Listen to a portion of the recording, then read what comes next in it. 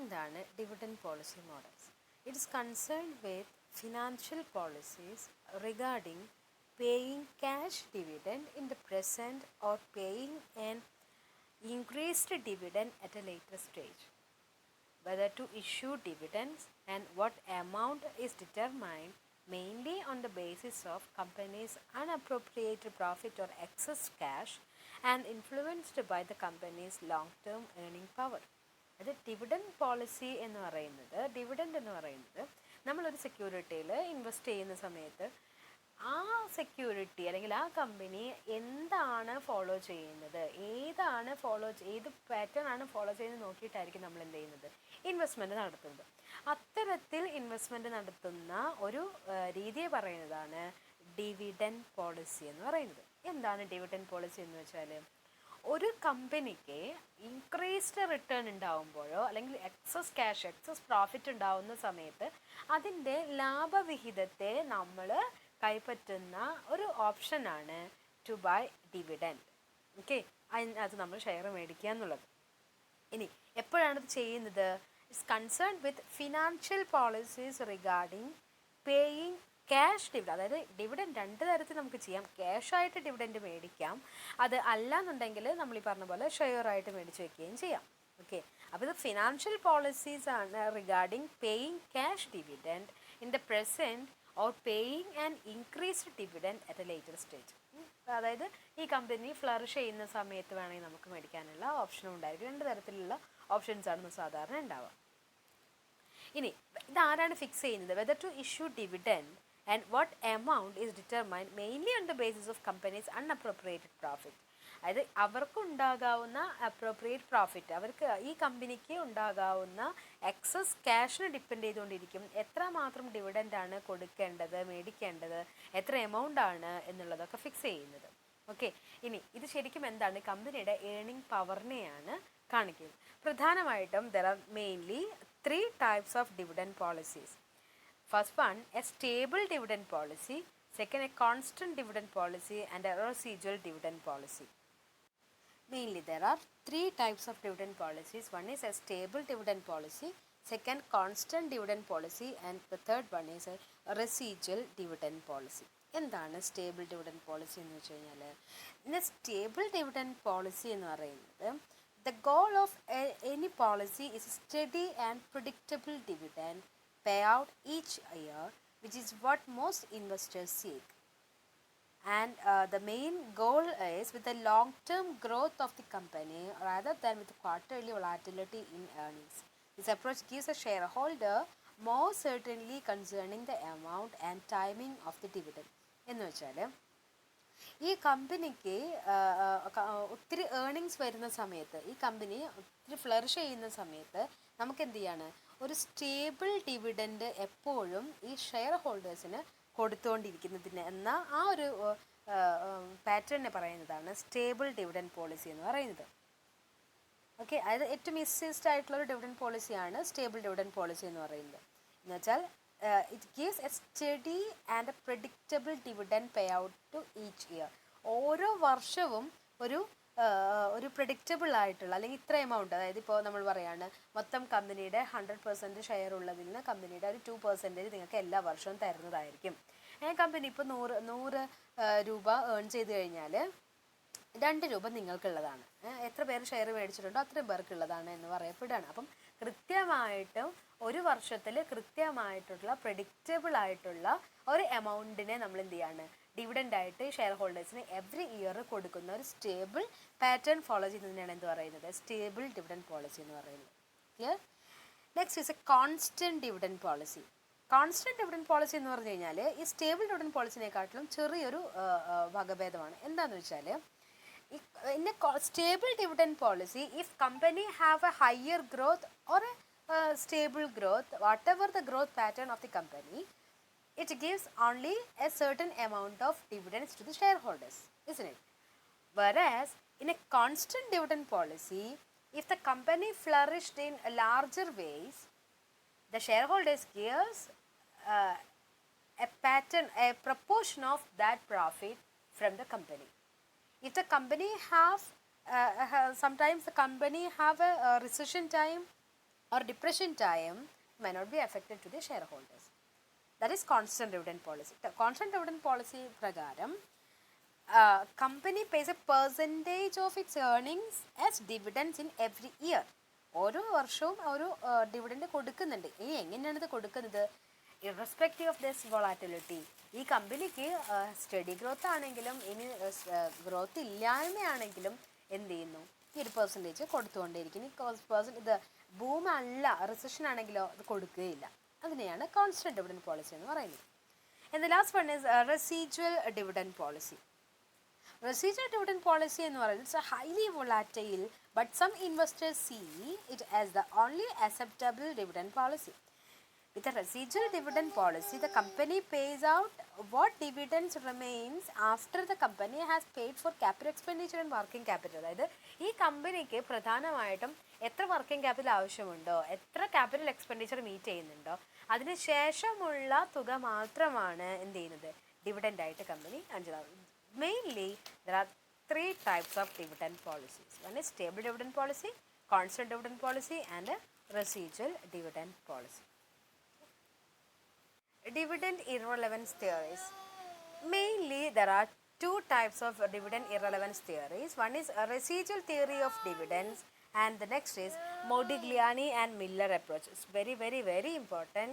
Here there are two irrelevance theories. One is residual theory of dividends, and another is Modigliani and Miller approach. What is a residual theory of dividends? എന്താണ് residual theory of dividends എന്ന് വെച്ചാൽ, dividends. The payout of dividends depends on whether any profits are left after the financing of proposed investments. As flotation cost increases, the amount of profit used. Deciding how much dividends to be paid is not the concern here. In fact, the firm has to decide how much profits to be retained and the return then be distributed as dividends. എന്ന് വെച്ചാൽ നമ്മളിത് പറഞ്ഞ എന്താണ്, dividend ഇൻറലവൻസ് തിയറിയിൽ രണ്ട് തിയറികളാണ് നമുക്കുള്ളത്. ഒന്ന് റെസിജ്വൽ തിയറി ഓഫ് ഡിവിഡൻസും മോഡിഗ്ലിയാനി മില്ലർ അപ്രോച്ചും. ഓക്കെ, എന്താണ് ഡിവിഡൻഡ് ഇറലവൻസ് തിയറി എന്ന് പറഞ്ഞാൽ എന്താണെന്നാണ് പറഞ്ഞത്? ഒരു dividend policy is irrelevant because the investors can sell a portion of their shares or portfolio if they need funds.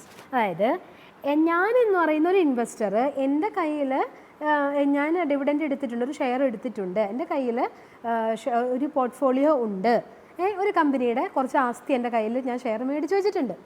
Okay, ഇനി ഇത് എനിക്ക് എന്ത് ചെയ്യണം, വിൽക്കണം. എനിക്ക് ഫണ്ട് ആവശ്യമുള്ള സമയത്ത് വിൽക്കുകയും അതേസമയം വലിയ വിലയൊന്നുമില്ല, എനിക്ക് കുഴപ്പമില്ല എന്ന് തോന്നുന്ന സമയത്ത് മേടിക്കുകയും ചെയ്യാനുള്ള അധികാരം അല്ലെങ്കിൽ അതിനുള്ള സ്വാതന്ത്ര്യം എനിക്കുണ്ട്. ഓക്കെ, എങ്കിൽ ഈ ഡിവിഡൻഡ് പേ ഔട്ട്സ് നടത്തുന്നതിന് വേണ്ടി, സ്റ്റോക്ക് പ്രൈസിൻ്റെ അടിസ്ഥാനത്തിൽ നടത്തുന്നതിന് വേണ്ടി എനിക്ക് ചെയ്യാവുന്ന, അതായത് എൻ്റെ കയ്യിലുള്ള പൈസ ഉപയോഗിച്ചുകൊണ്ട് ഷെയർ മേടിക്കുകയും എൻ്റെ ഷെയറിൻ്റെ അധികാരം ഉപയോഗിച്ചുകൊണ്ട് ഈ ഷെയർ വിൽക്കുകയും, വില കൂടുന്ന സമയത്ത് എനിക്ക് ഫണ്ട് ആവശ്യമുള്ള സമയത്ത് വിൽക്കുകയും ചെയ്യുന്ന തിയറിയാണ് എന്ത്, ഡിവിഡൻഡ് ഇറലവൻസ് തിയറി എന്ന് പറയുന്നത്.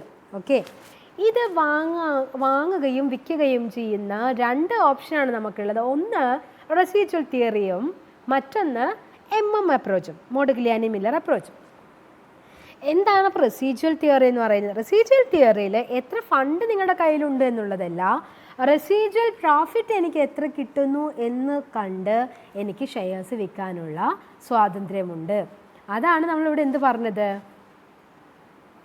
അതാണ് നമ്മൾ പറഞ്ഞത് ദ പേ ഔട്ട് ഓഫ് ഡിവിഡൻഡിൻ്റെ പേ ഔട്ട് എന്ന് പറയുന്നത് ഡിപ്പെൻഡ്സ് ഓൺ എന്താണ്, whether any profits are left after the financing of proposed investments as flotation cost increase the amount of profit used. അതായത് എൻ്റെ ഈ ഫ്ലോട്ടേഷൻ കോസ്റ്റ്, അതായത് ഈ കമ്പനിയുടെ ഫ്ലോട്ടിംഗ് ഇതനുസരിച്ചുകൊണ്ട് എനിക്ക് എന്ത് ചെയ്യാം, എൻ്റെ ലാഭവിഹിതം കുറയുകയും കൂടുകയും എല്ലാം ചെയ്യാം അല്ലേ.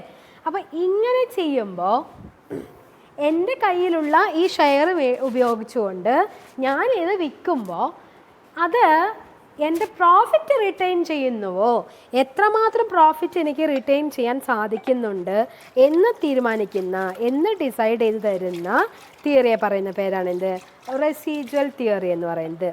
ഡിവിഡൻറ്റിൻ്റെ റെസിജ്വലാണ് എന്ത്? നമ്മുടെ പ്രോഫിറ്റ് എന്ന് പറയുന്നത് അല്ലേ. അപ്പോൾ അത് ഡിസൈഡ് ചെയ്യുന്നത് എന്താണ്?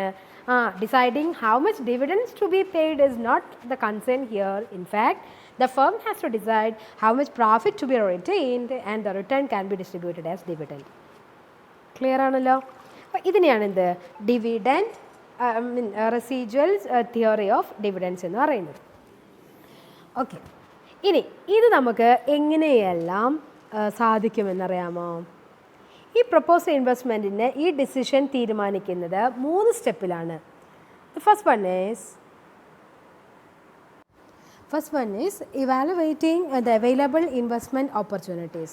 അത് ഇൻവെസ്റ്റ്മെൻറ്റ് ഓപ്പർച്യൂണിറ്റീസ് എത്രത്തോളം, ഏതൊക്കെ ഇൻവെസ്റ്റ്മെൻറ്റ് ഓപ്പർച്യൂണിറ്റീസ് ആണ് നമുക്ക് അവൈലബിൾ ആയിട്ടുള്ളത്, അതിനനുസരിച്ചിരിക്കും നമ്മൾ ഏത് ഡിവിഡൻഡ് പോളിസി നമ്മൾ അല്ലെങ്കിൽ ഇറവലൻ്റ് ആയിട്ടുള്ള അത് ഏത് ഓപ്റ്റ് ചെയ്യണമെന്ന് തീരുമാനിക്കുന്നത്. ഇനി രണ്ടാമത് നമ്മൾ ചെയ്യേണ്ട കാര്യം, evaluate the amount of equity finance, that is optimum finance mix. അത് ഇനി ഏത് ഓപ്ഷൻ ഞാൻ തിരഞ്ഞെടുക്കുകയാണെങ്കിലും ഞാൻ ഇൻവെസ്റ്റ് ചെയ്യാൻ പോകുന്ന ഷെയർസിൽ അല്ലെങ്കിൽ ഇക്വിറ്റി മേടിക്കുന്ന ഇക്വിറ്റിയിൽ എനിക്ക് എന്തുണ്ടാവണം? ഏറ്റവും നല്ല ഫിനാൻസ്, ഏറ്റവും നല്ല പ്രോഫിറ്റ് ഉണ്ടായിരിക്കണം. അതിന് ഇവാലുവേറ്റ് ചെയ്യണം, അത് കിട്ടുമോ എന്നുള്ളത് ഇവാലുവേറ്റ് ചെയ്യണം. മൂന്നാമത്, there is a cost of retained earnings is less than cost of new equity capital. അത് സപ്പോസ് ഞാൻ പുതിയൊരു ഓപ്റ്റിമം മിക്സ് ഇല്ലാത്തത് കൊണ്ട് തന്നെ പുതിയൊരു ഫിനാൻസ് ഞാൻ തിരഞ്ഞെടുത്തില്ല എന്നുണ്ടെങ്കിൽ അതിന് തക്കതായിട്ടുള്ള കാരണം എന്തായിരിക്കണം? The will be cost of retained earning എന്ന് പറയുന്നത്, ഞാൻ ഇവിടെ തന്നെ റീറ്റെയിൻ ചെയ്യുന്നതിൻ്റെ കോസ്റ്റ് എന്ന് പറയുന്നത് always should be less than the cost of new equity capital. പുതിയത് അതിപ്പോൾ സിമ്പിളായിട്ട് പുതിയത് ഞാൻ മേടിക്കുമ്പോൾ പുതിയത് മേടിക്കുന്നത് ചെയ്യുന്നില്ല എന്നുണ്ടെങ്കിൽ അതിനർത്ഥം എന്താവണം? ഞാൻ ഇപ്പോൾ റിട്ടേൺ ചെയ്യുന്നതിന് എൻ്റെ കോസ്റ്റ് കുറവായിരിക്കണം. Okay, so these are the 3 steps in which we have to adopt a new dividend policy or we are quitting from an existing dividend policy to a new dividend policy. So the 3 steps or 3 important things we have to notice that first of all we have to evaluate the available investment opportunities. Second one, evaluate the amount of equity finance, that is we have to choose the optimum finance mix. A third one, we have to give the reason that our cost of retained earning is always less than the cost of new equity capital. Even if we have 3 opportunities, 3 steps to give a dividend option, strongly there are 2 options we have to notice. One is it depends upon investment opportunities available and amount of internally retained and generated funds. ഈ 2 കാര്യങ്ങളും വേണം നമ്മൾ ശ്രദ്ധിക്കാനായിട്ട്. അപ്പോൾ dividend പോളിസിയിൽ എത്ര step ഉണ്ട്? Stable dividend policy ആവാം, constant dividend policy ആവാം, residual dividend പോളിസിയും ആവാം. എങ്കിൽ ഒരു ഡിവിഡൻഡ് ഇറലവൻസ് തിയറി എന്ന് പറയുന്നത് 2 വിധമാണ്. റെസിജ്വൽ തിയറി ഓഫ് ഡിവിഡൻറ്റും അപ്രോച്ചും. റെസിജ്വൽ തിയറിയിൽ എന്താണ്? എന്ത് റെസിജ്വൽ ഉപയോഗിച്ചിട്ടാണ്, എന്ത് പ്രോഫിറ്റ് ഉള്ളതുകൊണ്ടാണ് ഞാൻ പുതിയൊരു ഡിവിഡൻഡിലേക്ക് ഞാൻ പോകുന്നത്, അല്ലെങ്കിൽ എക്സിസ്റ്റിംഗ് ഇതിന്ന് വിട്ടുകൊണ്ട് ഞാനൊരു പുതിയൊരു ഇക്വിറ്റി ഷെയർസ് മേടിക്കുന്നത് എന്നുള്ളത് ഇവാലുവേറ്റ് ചെയ്യുന്നതിനെയാണ് എന്ത് പറയുന്നത്? റെസിജ്വൽ തിയറി പറയുന്നത്. റെസിജ്വൽ തിയറിയിൽ അപ്പോൾ എന്താണ് നമ്മൾ നോക്കുന്നത്? What will be the profit we have to residuals we have to retain here എന്നുള്ളതായിരിക്കും. And next is the famous theory, that is Modigliani-Miller school of thought or Miller approach. എന്താ നോക്കാം.